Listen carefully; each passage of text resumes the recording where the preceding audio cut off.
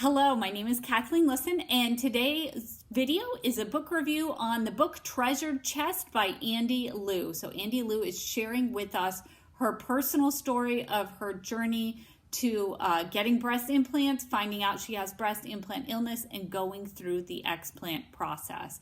So this video, this book review is going to be focused on my fellow lymphatic massage therapists. So I am a lymphatic massage therapist and board certified massage therapist. I help people with lymphatic massage after their explant surgery.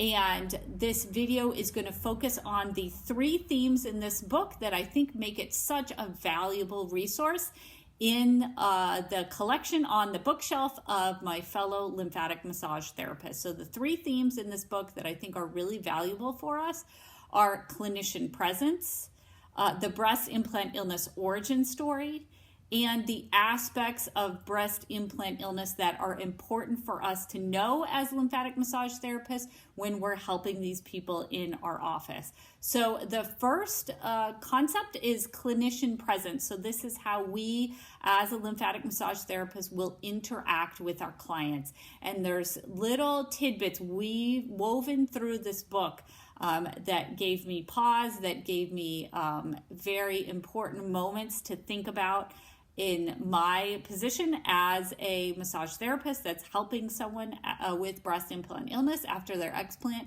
How do I make that interaction with my clients the best it can be for my client's sake? So the first thing she talks about in page 60 is the decor. So in this part of the book, she's taking us through the journey that she has with the plastic surgeon, having the consultation with the plastic surgeon that she wants them to do possibly the explant plastic surgery. And on page 60, she talks about the fact that she's looking around, and on every single wall, every single part of this plastic surgeon's office are pictures of the female torso that she thinks she wants to have because they can provide it for her. And it gave me pause because I do indeed have artwork of the female torso in my office. And I think as lymphatic massage therapists, we need to take a step back and look at our offices the next time we go in them and think to ourselves, what does this say about the messages that we're giving to the client that has breast cancer and has a mastectomy and does not look like that torso that we have in our office, to someone that has breast implants and wants to take them out, that is going to have explant surgery or just had explant surgery and is going to come into our office. What artwork are they seeing and what reaction are they having to that artwork in our office? So that was a very important concept to me and one that I hadn't seen talked about in a book before. So very valuable for me, just even right out of the gate. She also talks about history taking. So the surgeon had to take a history from her. And she said, it's not about the history, it's how the surgeon took that history, how he listened to her story. And again, it goes right back into clinician presence.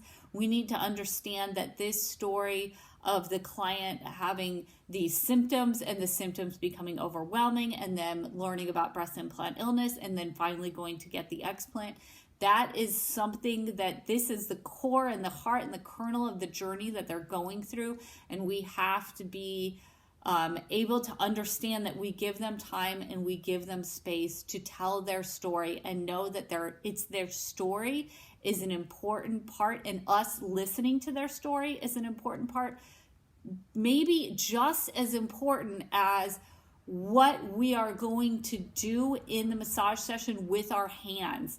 What we do before the massage session with our ears can be just as important in the impression that we're making to the client. She also has a really great sentence in here on page 112. The healing is in the hearing. And that's really the succinct way to put this concept of clinician presence, of listening to the stories of our clients. And then she talks about 2 big things that we don't hear enough about, but which are a integral part of healing from surgery. In page 201, she talks about how you're not necessarily going to feel amazing the day you get out of surgery, the day after you get out of surgery with the explant total capsulectomy.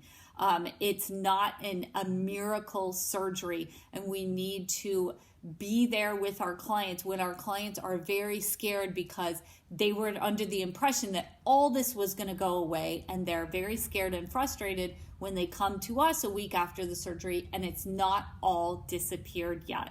And then hand in hand with that is her sharing on page 113 that after the surgery, she started to feel alone in this process of healing, more alone than before the surgery when she had all these visits from the doctors, and immediately after the surgery when you're in the doctor's office again and they're checking up on you and you feel very supported at the point where you're healing really well from the surgery.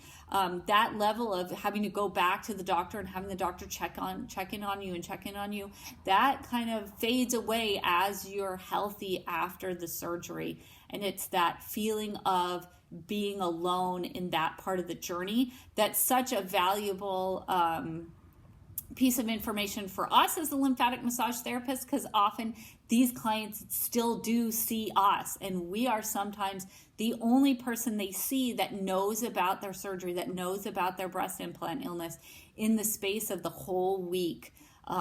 We're the only person that truly knows the full ramifications of what they've been through. And it's very important for us to know that. And in some ways, it mirrors the journey of many people after breast cancer. Once you are done with breast cancer treatment, you can start to feel a little bit alone as you move into survivorship.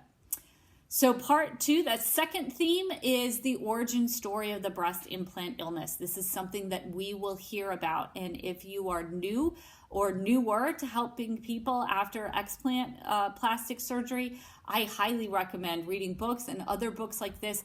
Get into your ear, read, and really become familiar with several different people's breast implant illness origin stories so you can tell your clients honestly, yes, I've heard that before. When they come into you with their story, and at the core of their story for a lot of people is, I think I'm the only one. I think I'm alone. I'm scared.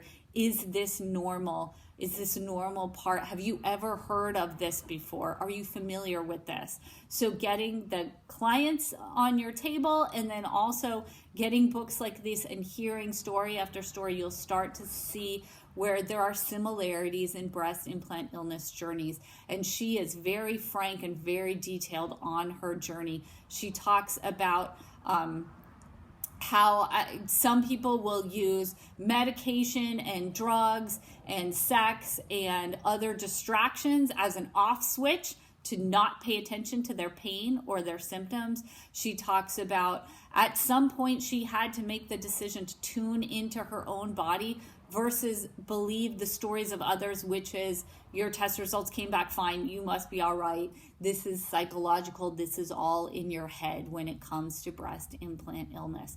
Because breast implant illness can be a constellation of symptoms, and none of the symptoms is definitive on itself for a diagnosis of breast implant illness. There's not one smoking gun symptom that makes us absolutely say, yes, you have this disease, or no, you do not.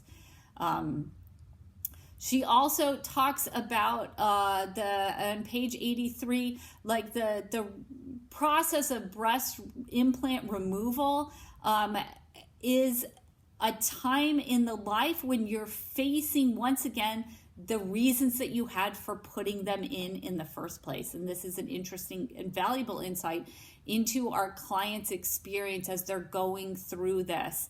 As they're thinking of removing the implants, they have to come face to face with the reasons why they put them in the first place. On page 116, she talks about you can be attached to your implants and you can feel like I am attached to these implants because I have a story of why I implanted, why I put the implants in, and that can attach you to the implants and then and influence your decision of, are you ready to get the explant surgery?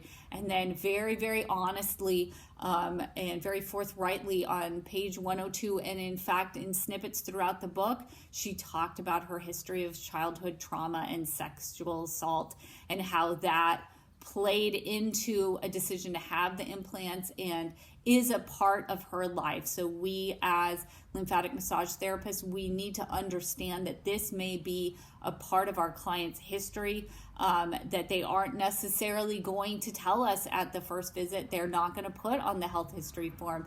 We need to always have that in the back of our mind and have some of the skills that we can use to give them choice points within the massage session to make sure that they're comfortable with what's going on, and to always be open and not especially surprised if our clients reveal to us, once we build that trust with them, they may reveal to us their history of sexual assault when they're on the table, when they're comfortable, when they're getting a massage. It may come out. And as always, like our role, we can listen and we can offer resources, but we're not the psychologist. We're not helping them, but we are a listening ear at the time when we're massaging them. And then the third concept, the third theme in this book is aspects of breast implant illness that you should know as a lymphatic massage therapist that I cover in my class. So I have a continuing education class, breast massage after implant and explant plastic surgery, that qualifies for continuing education credits. And I also have a nationwide provider directory of lymphatic massage therapists who have taken that class.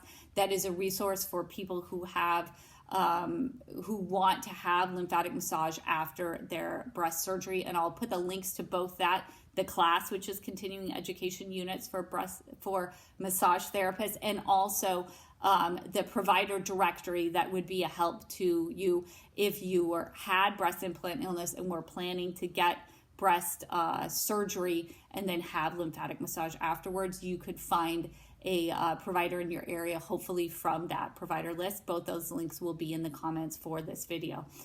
So on page 166, she talks about breast implant illness and mast cell activation syndrome, and we talk about mast cell activation syndrome in the class. And this is really great that this is being talked about in books. So this is something that your client may talk about. They may know about mast cell activation syndrome. They may want to talk to you about mast cell activation syndrome, and they may not know that much about it, and they may want you to explain what you know about it to them. So that's why I thought it was very important, and I put it in the class. And then also Dr. Ash, she has a doctor have a little section in here with some advice, and Dr. Ash mentions on page 178 POTS. And I talk about POTS. Some of our clients have POTS, and the important thing about knowing if the client has POTS is we need to make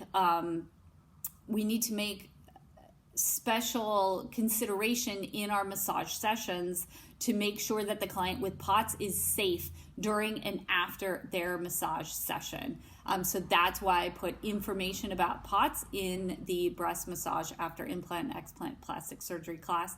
And then also on page 180, Dr. Ash mentions a laundry list of supplements and binders, and your clients will be on various medications, and they may also be taking supplements and binders. Sometimes the supplements are given to them directly by their surgeon. Sometimes they're taking them in different medications for autoimmune diseases before they have the surgery, and so it's on their health history form. And sometimes these are supplements and binders that they've looked and researched and found information on the internet, and then that's when you'll see them, so they'll add them on the health history form.